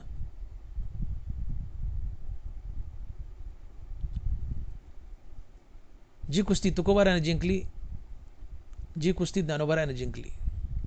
आणि म्हणून तुकोबारा बोलले, जगा काळ खाय आम्ही माथा दिला पाय. एक पाय यमाच्या टाळक्यावर द्यायचा आणि दुसरा पाय वैकुंठात द्यायचा. याला म्हणतात यमासोबतची कुस्ती जिंकणं, याला म्हणतात मृत्यूवर विजय मिळवणं, आणि यालाच म्हणतात जगा काळ खाय आम्ही माथा दिला पाय. मृत्यूवर विजय मिळवा. मृत्यू लोकात आलात आणि धन दौलत पैसा असला काय मिळवतो? आजपर्यंत कोट्यवधी आले आणि कोट्यवधी गेले. एका जनार्दनी असे किती झाले किसमिस गलबाला तुमच्यासारखे, पैसा मिळवणारे अगणित आले अगणित गेले. एका जनार्दनी असे किती झाले? अगणित आकडा आहे. पैशाच्या मागे लागले, आले, मेले, काळ्या चौकात नामशेष झाले. परी हरिनाम सेविले तोची धन्य. ही जीवनाची धन्यता आहे. तुका म्हणे धन भाग्य अशाश्वत जाण. म्हणून धनाची प्राप्ती हे भाग्यच नाही आहे, हे अशाश्वत भाग्य आहे. आणि अशाश्वत भाग्य म्हणजे नसल्यासारखंच आहे. तुम्ही अभागेच. तुम्ही मरता, धनही मरतंय, इथली प्रत्येक गोष्ट नाहीशी होणारी आहे. इतीच्या अनित्यतेची थोरी करतिया ब्रह्म याच्या आयुष्यवरी कैसे नाही होणे अवधारी निपटोनिया. या मृत्यू लोकातली गोष्ट कशी अनित्य म्हणले, किती खरडून नाहीशी होणारी म्हणे, की तिला सांगत बसलं तर ब्रह्मदेवाचं आयुष्य कमी पडेल. इतकी मृत्यू लोकातली प्रत्येक गोष्ट अनित्य, नाशिवंत आहे.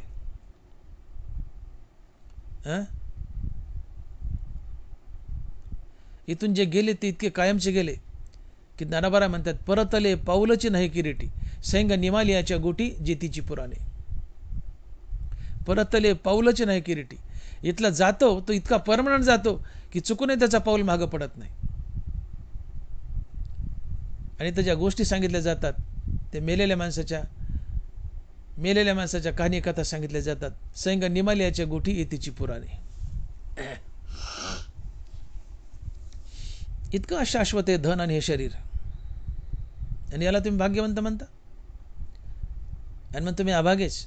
तुम्ही मिळवलंय पण नाशवंत मिळवलंय, आणि नाशवंताची प्राप्ती ही अभागच असते. अविनाशाची प्राप्ती हे भाग्य असते. अविनाश आहे रामनाम, आणि जो रामनामाची प्राप्ती करतो तो रामच बनतो. आणि म्हणून जो रामनामाच्या मागे लागलाय तो भाग्यवंत असतो. आणि असा भाग्यवंत नित्य रामनाम घेतो आणि नित्य रामनामानं तो रामच बनतो. राम म्हणता रामच होईजे, पदी बैसवनी पदवी घ्यायची. मनुष्य जन्मात आला तर अखंड रामनाम घ्या आणि राम बना. जन्मवाण्याच्या फिर्यातून बाहेर पडा. मापे नाम वैखरी. वैखरीने अखंड नामनाम मोजायचंय. अनंत नामे वाहू गोविंदा. नामा म्हणे लाखोळी सदा, अनंत नामे वाहू गोविंदा. हे नाम जे वैखरीने मोजायचंय. मापे नाम वैखरी अर्थात नित्य रामनामाचा जाप करायचा आहे. का तर रामनामानं तुम्ही रामच बनता. रामनामानं विवेक वैराग्य जागृत होतं. विवेक वैराग्य जीवनात आलं की श्रीगुरु येतो. श्रीगुरूच्या कृपेने आत्मज्ञान होतं. तो तुम्हाला आत्मज्ञान देऊन मुक्त करतो.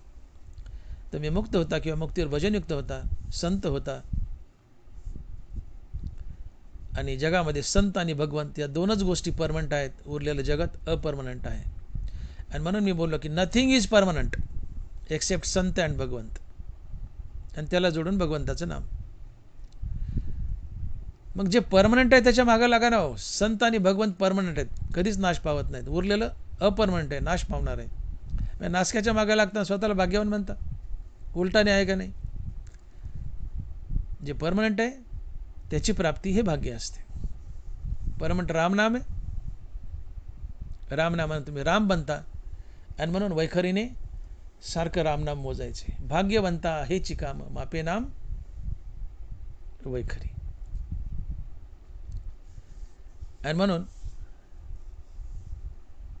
मनुष्य जन्मात आल्यानंतर नित्य हरिनाम घ्या.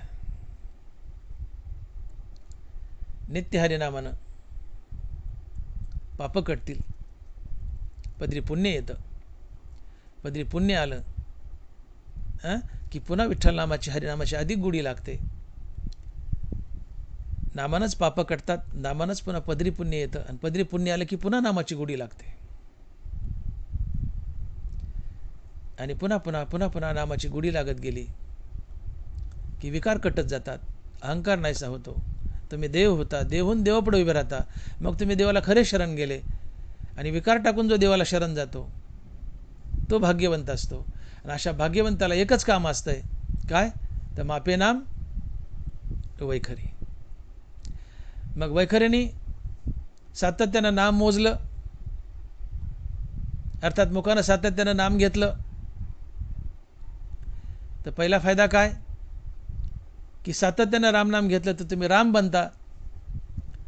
आणि दुसरा फायदा, तुम्ही सातत्यानं रामनाम घेतलं तर तुमच्या अंगाला आनंदाची पुष्टी मिळते. हे अभंगाच्या दुसऱ्या चरणात. आणि महाराज सांगतायत, आनंदाची पुष्टी अंगी श्रुतेसंगी उद्धरती. आनंदाची पुष्टी अंगी श्रुतेसंगी उद्धरती. अखंड रामनामानं पहिला फायदा काय झाला? अखंड रामनामानं तुम्ही राम बनले, अर्थात मुक्त झाले, संत बनले. आणि अखंड रामनामानं दुसरा फायदा, तुमच्या जीवनाला, तुमच्या अंगाला आनंदाची पुष्टी मिळते. अर्थात तुमचं जीवन आनंदमय बनतं. तुमचं जीवन आनंदमय बनतं. अखंड रामनाम घेणं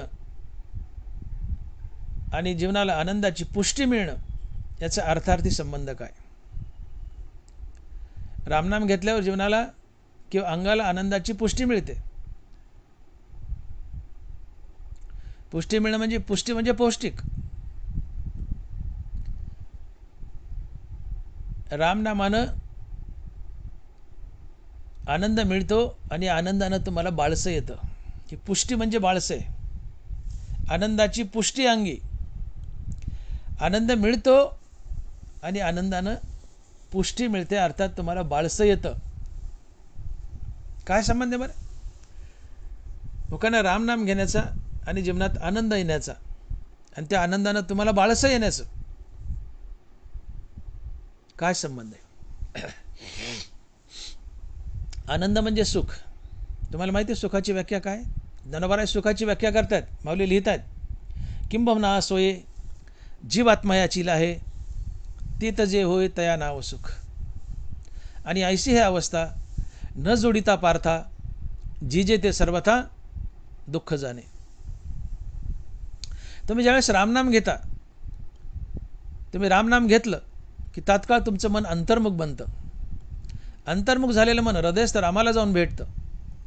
मन आणि हृदयस्थ राम यांच्या भेटीतून मनाला स्थिरता लाभते आणि मनाच्या या स्थिरतेतून येणारा अनुभव हे सुख असतं. आणि अशी अवस्था ज्याला जोडता येत नाही त्याला ज्ञानोबा दुःख म्हणतायत. आणि माऊली लिहित आहेत की ऐसी ही अवस्था न जोडिता पार्था, झिजे ते सर्वथा दुःख जाणे. तुम्ही रामनाम घेतलं की तात्काळ मन अंतर्मुख होतं. अंतर्मुख झालेलं मन हृदयस्थ रामाला जाऊन भेटतं. मन आणि हृदयस्थ राम यांच्या भेटीतून मनाला स्थिरता लाभते आणि मनाच्या स्थिरतेतून येणारा अनुभव हे सुख असतं. आणि जो रामनाम घेत नाही त्याचं मन निरंतर इच्छेच्या पाठीमागे धावतं. तुम्ही रामनाम घेत नाहीत, मनात नाना प्रकारच्या इच्छा उठतात. या इच्छा मनाला आपल्यासोबत घेऊन बाहेर पळतात. इच्छा मनाला हृदयस्थ रामापासून तोडतात. मन इच्छेच्या मागे धावतं. मन हृदयस्थ रामापासून तुटलं, अर्थात बहिर्मुख धावू लागलं की ते बेचैन होतं, अस्थिर होतं, तडपतं. आणि मनाची ही बेचैनी, अस्थिरता, तडप हे दुःख असतं. म्हणून सुख दुःख या काही दाखवायच्या वस्तू नाहीत, त्या अनुभवाच्या गोष्टी. ती एक फिलिंग आहे, ती एक जाणीव आहे. मन अंतर्मुख झाले, रामनाम घेतलं की अंतर्मुख झालेलं मन हृदयस्थ रामाला भेटले. मन आणि हृदयस्थ राम यांच्या भेटीतून मनाला स्थिरता लाभली. मनाच्या स्थिरतेतून येणारा अनुभव हे सुख असते. सुख हा एक अनुभव आहे. मनाच्या स्थिरतेतून येणारा अनुभव हे सुख आहे. म्हणून मनाची स्थिरता हेच सुख, मनाची अस्थिरता हेच दुःख. आणि म्हणून मनाची स्थिरता, मनाची शांती हेच सुख. आणि म्हणून तुकोबाराय म्हणतात की शांती परते नाही सुख, एरा अवघेची दुःख. शांती परते नाही सुख, एरा अवघेची दुःख. शांती हेच सुख, मनाची स्थिरता हेच सुख, आणि हे सोडून बाकीचं सगळं दुःख आहे. अर्थात अस्थिरता हे दुःख आहे. मनाची अस्थिरता, मनाची तडप, मनाची बेचैनी हे दुःख आहे. मनाची स्थिरता हे सुख, मनाची अस्थिरता हे दुःख आहे. मनाची शांती हे सुख आहे, मनाची अशांती हे दुःख आहे. आणि या सुखालाच आनंद म्हणतात. सुख आणि आनंद काय फरक आहे? आत्मसुख, आत्मानंद, 19-20 एकाच अर्थाचे शब्द आहेत. आणि मग वैखरीने जर अखंड रामनाम घेतलं, अर्थात तुम्ही तोंडाने सारखा रामनामात जाप करतायत, पहिला फायदा, अखंड रामनामानं तुम्ही रामच बनता, मुक्त होता किंवा त्यावर संत बनता, मुक्तीवर भजनयुक्त. अखंड रामनामानं तुम्ही मुक्त होता किंवा मुक्तीवर भजनयुक्त होऊन संत होता. आणि अखंड रामनामानं दुसरा फायदा होतो, तुम्हाला सातत्यानं सुख मिळतं. मग रामनामे उपजे आवडी, सुख घडोघडी वाढू लागे. रामनामाची आवड उपजली, रामनाम नित्य घेऊ लागले की सुख घडोघडी वाढू लागे. का? की रामनाम घेतलं की मन अंतर्मुख झालेलं मन हृदयस्थ रामाला भेटतं. मन आणि हृदयस्थ राम यांच्या भेटीतून मनाला स्थिरता लाभते आणि मनाची स्थिरता हे सुख असते. मग निरंतर नाम घ्या, निरंतर मनाची स्थिरता, निरंतर मनाची स्थिरता हे निरंतर सुख आहे. या सुखालाच आनंद म्हणतात. आणि मग अंतर्मुख मनोवृत्ती आनंदा प्रतिबिंबिती. अंतर्मुख मनोवृत्ती आनंदा प्रतिबिंबिती. तुम्ही हरिनाम घेतलं की मन अंतर्मुख झालं. अंतर्मुख झालेलं मन हृदयस्थरामाला भेटलं. मन आणि हृदयस्थराम यांच्या भेटीतून मनाला स्थिरता लाभली. मनाची स्थिरता हे सुख आणि या सुखाला आनंद म्हणतात. आणि हा आनंद तुमच्या अंगाला, शरीराला पुष्टी देतो. तुम्हाला बाळसं येतं. तुम्हाला पहिलवान व्हायचे. रोज सकाळी उठले, पहाटे तामटात उठायचं 4 वाजता, 100 जोर, 100 बैठका, थोडी जॉगिंग, बाहेर थोडी रनिंग, थोडी योगासनं, हा असा दांडगा व्यायाम करायचा, 2-3 ग्लास दूध प्यायचं, खोबरं खायचं, खारीक खायची, बाकीचे ड्रायफ्रूट खायचे. काय होतं? थोडं तूप खायचं. हे सगळं खुराक खाल्ल्यावर काय होतं? तुमच्या अंगाला पुष्टी येते. तुम्ही पहिलवान होता, तेज येतं अंगावर, ओज येतं, ओजस, चमाचमा करते तुमची कातडी. ही पुष्टी आहे, पुष्टी आहे. पहिलवानानं खुराक खाल्यावर अंगाला पुष्टी मिळते, अंगावर तेज येतं. तसं नित्य हरिनामानं तुम्हाला आनंद मिळतो आणि आनंदानं तुम्हाला पुष्टी मिळते, तुमच्या अंगावर तेज येतं, तुम्हाला बाळसं येतं, टवटवी येते. आणि तेच महाराज म्हणतात की आनंदाची पुष्टी अंगी. आणि म्हणून नित्य हरिनाम घ्या. तुम्ही स्मार्ट दिसाल, सुंदर दिसाल. आजकाल आपल्याकडं फॅड झालंय ब्युटी पार्लरला जायचं, नको नको तिथले केस कापायचे, भोयाचे काप, पापण्याचे काप, बऱ्याच ठिकाणचे केस काढतात. पुरुष असो स्त्रिया असो, फेशियल करा, ब्युटी पार्लर करा, स्वतःला सजवतात, म्हणून नाना प्रकारचे लेप लावतात, क्रीम्स असतात मोठ्या मोठ्या. मला सांगा, हे सौंदर्य टिकतं का हो खरं? किती लोक गोरे झाले बरे. आणि ज्ञानोबा स्पष्ट सांगतात का, ललाटीचे लिहिले न मोडेगा काही केले, काळे गोरे पण धुतले फिटो नेणे. काळा रंग आणि गोरा रंग कशानेच घालवता येत नाही, हा सिद्धांत आहे. का ललाटीचे लिहिले न मोडेगा काही केले, काळे गोरे पण धुतले फिटो नेणे.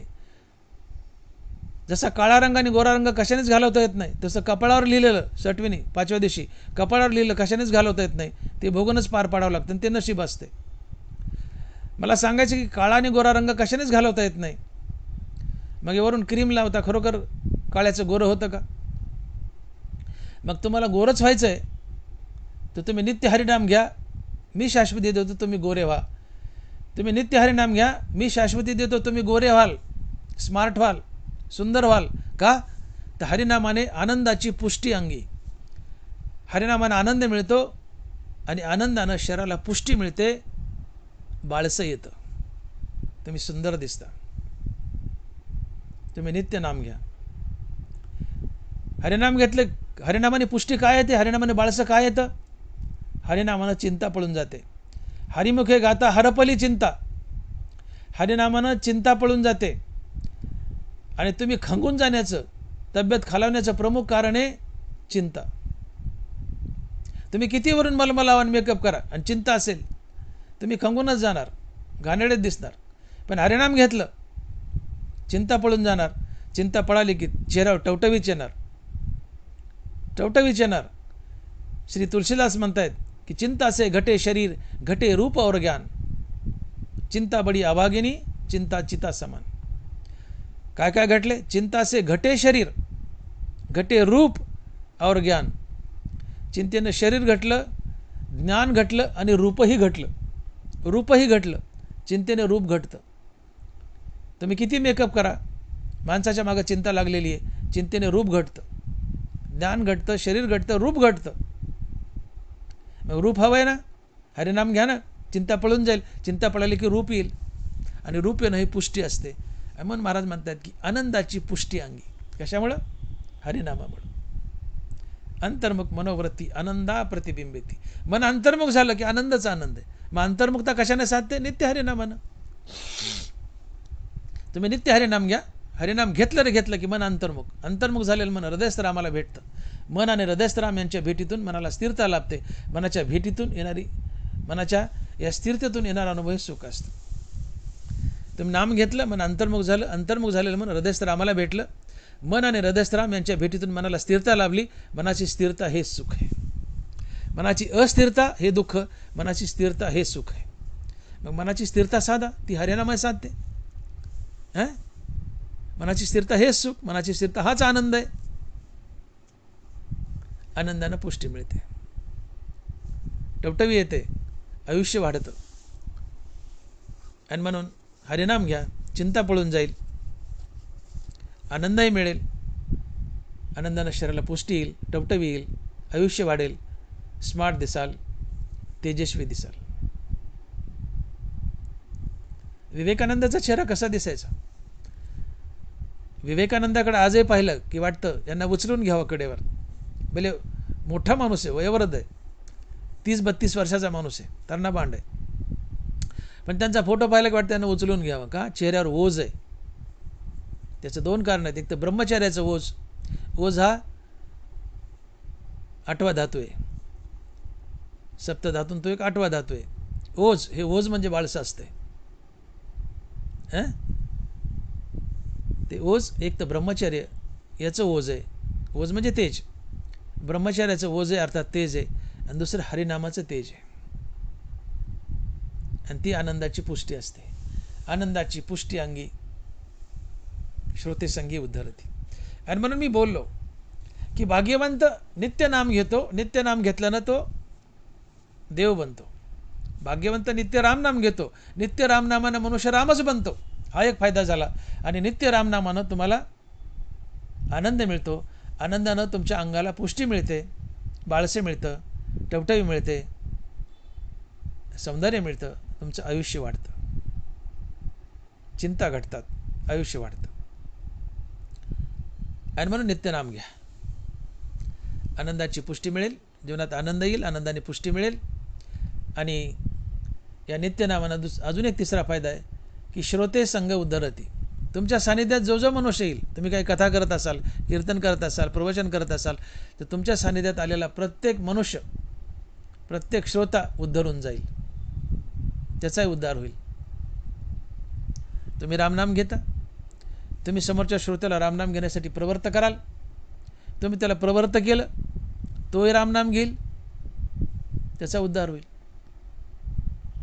3 फायदे झाले. भाग्यवंतानं नित्य रामनाम घेतलं, पहिला फायदा हा. भाग्यवंत नित्य रामनामानं राम बनला, पहिला फायदा. नित्य रामनामानं तुम्हाला आनंद मिळाला, आनंदाने तुम्हाला पुष्टी मिळाली, ताकद मिळाली, बाळसं मिळालं. आणि तिसरा फायदा, नित्य रामनामानं तुमच्या सानिध्यात येणारा प्रत्येक श्रोता उद्धरून जातो, तुमचा उद्धार त्याचाही उद्धार होतो. आणि म्हणून महाराज म्हणतात की आनंदाची पुष्टी अंगी श्रोते संगी उद्धरती. आणि मग याच नित्य रामनामानं, मापे नाम वैखरी, याच नित्य रामनामानं अजून एक फायदा होतोय. तो अभंगाच्या 3ऱ्या चरणात सांगतायत. आणि महाराज म्हणतायत की पिकले तया खाणे, पिकले तया खाणे किती, पंगतीस सुकाळ.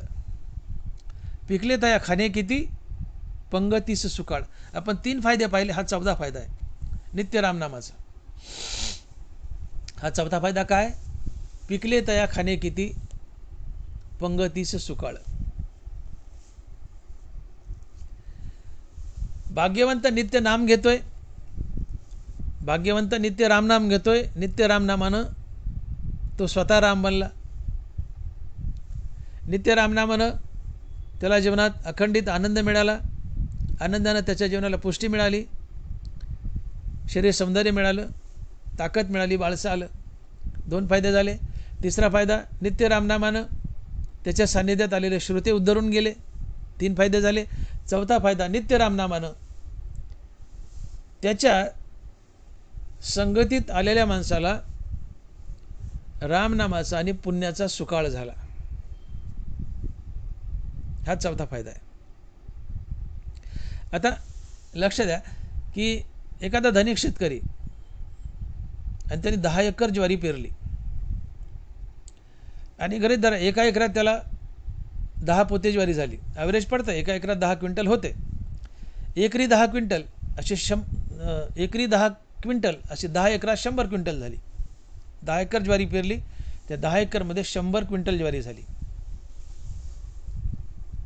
त्याच्या घरात गरीब धरा 5-10 माणसं आहेत. त्याच्या घरातले 10 माणसं काय 100 क्विंटल खातात का? किती खातील बरं?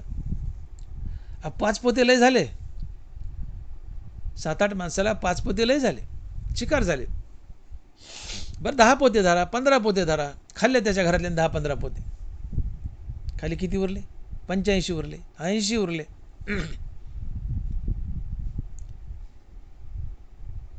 मग हे 80 पोत्याचं त्यातले थोडेफार विकले.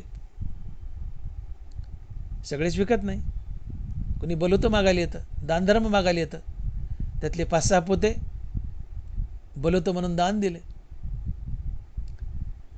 अनेक लोक त्याच्या पंक्तीला येऊन जेवले, अनेकाला त्यांनी अन्नदान केलं. हा पंगतीस सुकाळ असतो. हा पंगतीस सुकाळ. 100 पोते ज्वारीतले 15-20 त्याच्या घरात खायला गेले, 5-50 विकले, 5-25 त्यांनी लोकांना दान दिलं किंवा आपल्यासोबत लोकांना पंक्तीला बसून जेव घातलं. त्याच्या शेतात पिकलेले 100 पोते त्यांनी एकट्याने खाल्ले का? नाही. तर इतरांनाही ते कामी आले. त्याच्या सानिध्यात जे जे गेले, पंक्तीला गेले, त्यांना सुकाळ झाला. तसं भाग्यवंत मनुष्य सारखं रामनाम घेतोय, मापे नाम वैखरी, सारखं रामनाम घेतोय. या रामनामानं इतकं आघात, इतकं गडगंज पुण्य येतं त्याच्या पदरी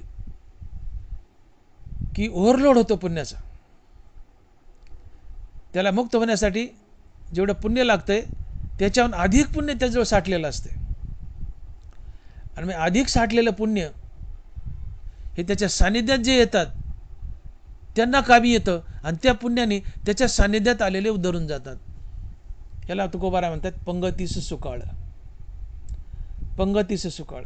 100 पोत्यातले 10-20 पोते एक्सेस त्याची विल्हेवाट कशी लावायला सांगितले मी की 15-20 त्याच्या घरात गेले, 5-50 विकले, पण 10-20 पोते त्यांनी दान म्हणून, बलिते म्हणून किंवा पंक्तीला आपल्यासोबत बसून लोकांना खाऊ घातलं, लोकांना वाटलं.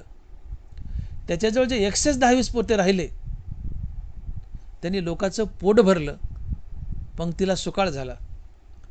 तसं जो नित्यमुखानं रामनाम घेतो त्या रामनामानं तो तर तरतो, मुक्त होतो, पण तो मुक्त होऊनही काही रामनामाचं काही पुण्य अजून शिल्लक राहते त्याच्या जीवनात.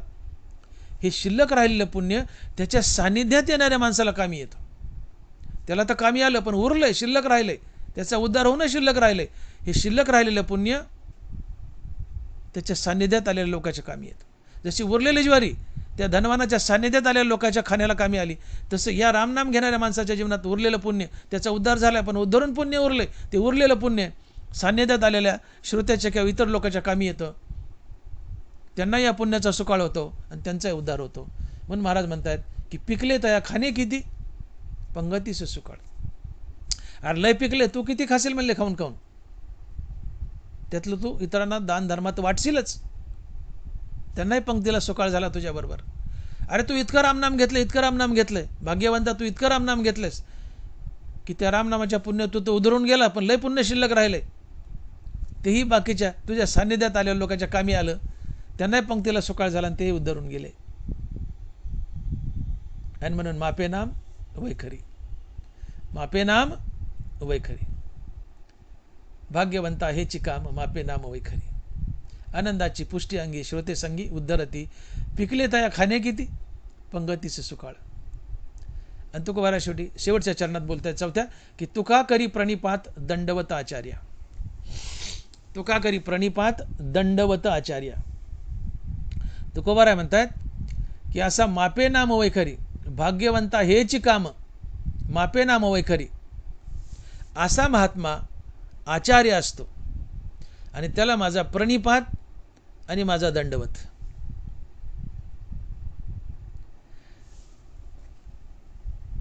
जो भाग्यवंत मुखानं नित्य रामनाम घेतोय तो आचार्य असतो. आता आचार्य या शब्दाचा अर्थ, आचार्य म्हणजे एक प्रकारे श्रीगुरुच. श्रुती स्मृतीचे अर्थ आपणची होनी मूर्त, अनुष्ठाने जगा देत वडील जे जे. वडील म्हणजे संत आणि संत म्हणजेच आचार्य आणि आचार्य संत म्हणजे श्रीगुरु. जो वेदासारखं वागतो आणि वेदाचा धडा समाजाला शिकवतो तो वडील, तोच संत आणि तोच आचार्य, आणि त्याला श्रीगुरु म्हणतात. दैनंदिन ज्ञान, शालेय ज्ञान, दैनंदिन ज्ञान देतात ते गुरु, परंतु आत्मज्ञान देतात आणि शिष्याला मुक्त करतात ते श्रीगुरु. आणि मंत्रतंत्र उपदेशिते घरोघरी गुरु आहेत ते, शिष्य ते मिळवी सद्वस्तु ते तया ते श्रीकृष्ण श्रीगुरु मानी. साधारण दैनंदिन जीवनातलं ज्ञान देणारे ते गुरु, पण आत्मज्ञान देणारा श्रीगुरु किंवा सद्गुरु. आणि असा सद्गुरु श्रीगुरु हा संत असतो किंवा आचार्य असतो. आणि म्हणून जो मनुष्य मुखानं नित्य रामनाम घेतो तो संत असतो, तोच आचार्य असतो. आणि अशा आचार्याला माझा प्रणिपात, अर्थात मी त्याच्या चरणावर नतमस्तक होतो, आणि त्याला माझा दंडवत, अर्थात काठी पडल्यावर जशी सपसेल खाली पडते तसं मी माझं शरीर सपसेल खाली त्याच्या चरणावर टाकतो आणि त्याला दंडवत करतो. आणि म्हणून महाराज म्हणतायत की तुका करी प्रणिपात दंडवत आचार्य. विठोबाय रखुमाई, जय जय विठोबाय रखुमाई, विठोबाय रखुमाई, जय जय विठोबाय रखुमाई. सारांश, तुम्ही तुमचे विकार टाका. तुकोबारा सांगतायत की भाग्यवंता हेची काम मापे नाम वैखरी. भाग्यवंताला एकच काम आहे, काय तर मापे नाम वैखरी. भाग्यवंत सातत्यानं मुखानं रामनाम घेतो. मग भाग्यवंत कोण, तर तुकोबारा सांगतात की भाग्यवंत मनोतया शरण गेले पंढरी राया. जो पंढरी रायाला शरण गेलाय तो भाग्यवंत. मग तुम्ही आम्ही पंढररायाला शरण गेलोत पण आम्ही भाग्यवंत नाहीत का, तर आम्ही पंढररायाला शरण गेलो पण विकार घेऊन गेलो म्हणून भाग्यवंत नाहीत. आणि म्हणून विकार टाका, अहंकार टाका, तुम्ही देव बनाल. अहंकार गेला तुका म्हणे देव झाला. तुम्ही अहंकार टाका, विकार टाका. अहंकार विकार टाकले की तुम्ही देव होता, आणि देवहून देवपुढे उभे राहा म्हणजे तुम्ही पांडुरंगाला शरण गेले. आणि अशा प्रकारे विकार टाकून जो पांडुरंगाला शरण जातो तो भाग्यवंत असतो, आणि विकार टाकून जो पांडुरंगाला शरण गेलाय तो भाग्यवंत असतो, म्हणजे तो संत असतो. आणि म्हणून भाग्यवंत म्हणजेच संत, संत म्हणजेच भाग्यवंत. आणि म्हणून संतांना किंवा भाग्यवंतांना एकच काम आहे, काय मापे नाम वैखरी. ते अखंड मुखानं रामनाम घेतात. आणि म्हणून भाग्यवान म्हणजे संतच. पुन्हा भाग्यवंताची दुसरी एक व्याख्या सांगतात महाराज की तीच भाग्यवंते सरती पुरती धनवित्ते, ज्यांचा आवडता देव अखंडित प्रेमभाव. ज्यांना फक्त देवच आवडतो, इतर काही आवडत नाही. ज्यांचं फक्त देवावरच प्रेम आहे, इतर कशावर प्रेम नाही. ती भाग्यवंत असतात. आणि ज्यांचं फक्त देवावरच प्रेम आहे, फक्त देव आवडतो, इतर दुसरं काही आवडत नाही, हे वैराग्य असतं. वैराग्य संताच्या जीवनात असते आणि असे भाग्यवंत असतात. म्हणून संत हेच भाग्यवंत असतात, तुम्ही आम्ही नाही. तुम्ही प्राप्त केलंय पण नाशिवंत, जो नाशिवंत प्राप्त करतो तो अभागा असतो. तुम्ही अविनाशी प्राप्त केलं, रामनाम प्राप्त केलं, तर तुम्ही खरे भाग्यवंत असता. आणि म्हणून ज्यांनी विकार टाकलेत, अहंकार टाकलाय आणि पांडुरंगाला शरण गेलाय, तो खरा भाग्यवंत. ज्याचं फक्त पांडुरंगावरच प्रेम आहे, तो खरा भाग्यवंत. ज्याला फक्त पांडुरंगच आवडतो, तो खरा भाग्यवंत. आणि असा भाग्यवंत संत असतो. मग संत म्हणजे भाग्यवंत, भाग्यवंत म्हणजे संत. आणि असा संत अर्थात भाग्यवंत, त्याला हेच काम असते, काय तर मापे नाम वैखरी. असा संत अर्थात भाग्यवंत अहोरात्र अखंड रामनामाचा तोंडाने जप करतो. आणि असा अखंड तोंडाने रामनामाचा जप केल्यामुळं तो रामच बनतो. पहिला फायदा संतानं अर्थात भाग्यवंतानं अखंड रामनामाचा जप केल्यामुळं पहिला फायदा काय होतो, तो रामच बनतो. दुसरा फायदा, त्याला आनंदाची पुष्टी मिळते, त्याचं जीवन आनंदी होतं, त्याच्या जीवनाला अंगाला आनंदाची पुष्टी मिळते, शरीर बळकट होतं, सुंदर होतं, टवटवीतं, आयुष्य वाढतं. तिसरा फायदा, या नामधारकाच्या सानिध्यात येणारा मनुष्य श्रोतावर्ग उद्धरून जातो. चौथा फायदा, या नित्य नामधारकाच्या संगतीत आल्यामुळं त्याच्या जीवनात एवढं अगाध पुण्य आलेलं असतं की या पुण्यानं तो तर उद्धरून जातो, पण त्याचा उद्धार झाल्यावरही त्याच्या जीवनात या अखंड रामनामामुळे काही पुण्य शिल्लक राहतं. तर हे शिल्लक राहिलेलं पुण्य त्याच्या सानिध्यात आलेल्या लोकांच्या कामी येतं, श्रोत्याच्या कामी येतं आणि तेही उद्धरून जातात. आणि म्हणून असा अखंड नामधारक, जो मापे नाम वैखरी, असा भाग्यवंत, असा अखंड नामधारक हा आचार्य असतो, हा श्रीगुरू असतो, हा संत असतो. आणि अशा आचार्याला, अशा संताला, अशा भाग्यवंताला माझा प्रणिपात आणि दंडवत. अर्थात अशा आचार्यापुढं, अशा संतापुढं, अशा भाग्यवंतापुढं मी नतमस्तक होतो, त्याच्या पायावर लोळतो आणि काठीसारखा खाली पडून त्याला दंडवत घालतो. आणि म्हणून आपलाही उद्धार व्हावा यासाठी रामनामाला लागा, सत्कर्म करा, मुखानं रामनाम घ्या, पाप कटतील. रामनामानं पुन्हा पदरी पुण्य येईल. पदरी पुण्य आलं की पुन्हा रामनाम घ्यावंसं वाटेल. या रामनामानं अहंकार जाईल, काम क्रोधादी विकार जातील. आणि विकार टाकून तुम्ही पांडुरंगापुढे उभे राहिले की म्हणजे खरोखर पांडुरंगाला शरण गेले. आणि विकार आणि अहंकार टाकून जो पांडुरंगाला शरण जातो तो पांडुरंगाचा खरा शरणागत असतो. आणि अशा शरणागताला तुकोबाराय भाग्यवंत म्हणतात. असा भाग्यवंत मुखानं नित्य नामस्मरण करतो, त्यामुळे तो मुक्त होतो, त्याच्या जीवनात आनंद येतो, आनंदाने त्याच्या जीवनाला पुष्टी मिळते, शरीर बळकट होतं, टवटवीत होतं, त्याच्या सानिध्यातले श्रोते उद्धरून जातात.